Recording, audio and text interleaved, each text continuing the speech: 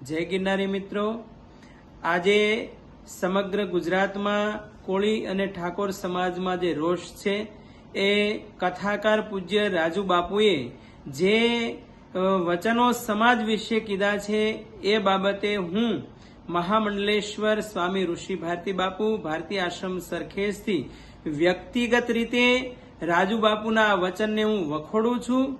વહાલા ગુજરાતીઓ, આપણા સમસ્ત સનાતન ધર્મની 100 કરોડ વસ્તીમાંથી 26 કરોડ જેટલી વસ્તી સમગ્ર ભારતમાં કોળી ઠાકોર સમાજ ધરાવે છે.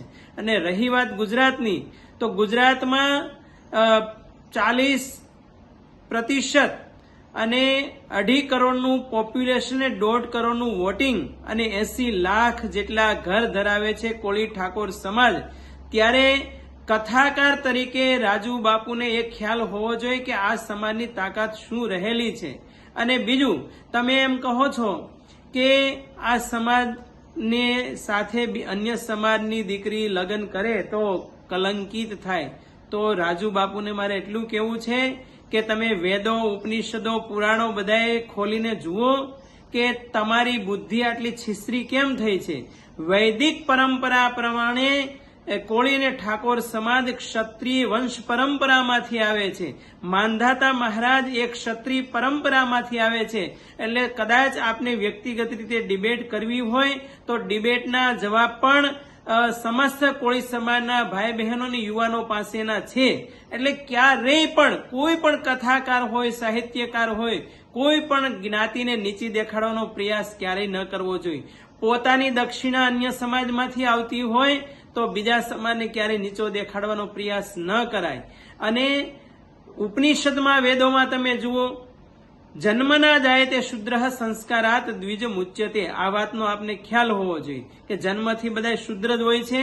બાકી પોતાના કર્માનુસાર એ ઊંચ કે નીચ ગણાતા હોય છે. બાકી જાતિ પાતિ ઉપર ક્યારેય આવા નિવેદનો ન કરવા જોઈએ. મારી એક સંત તરીકે આપને વિનંતી છે અને આપને એક ભવિષ્યમાં કોઈ પણ સમાજ વિશે આવી ટીકા ટિપ્પણી ન કરવા માટેનો આપને હું પણ વ્યક્તિગત રીતે આદેશ કરું છું. નહીતર ભવિષ્યમાં જો સમસ્ત કોળી અને ઠાકોર સમાજ આંદોલન કરશે તો આ ગુજરાતમાં શું પરિસ્થિતિ થશે આપને ખ્યાલ હોવો જોઈએ.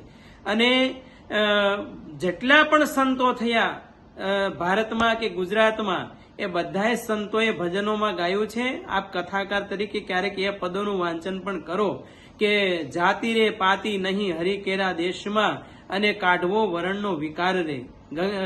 શંકરાચાર્ય પણ એમ કહે છે, ન મે જાતિ ભેદ ન લિંગ ભેદ ચિદાનંદ રૂપ શિવોહમ શિવોહમ. આ વાતને આપ કેમ ભૂલી રહ્યા છો?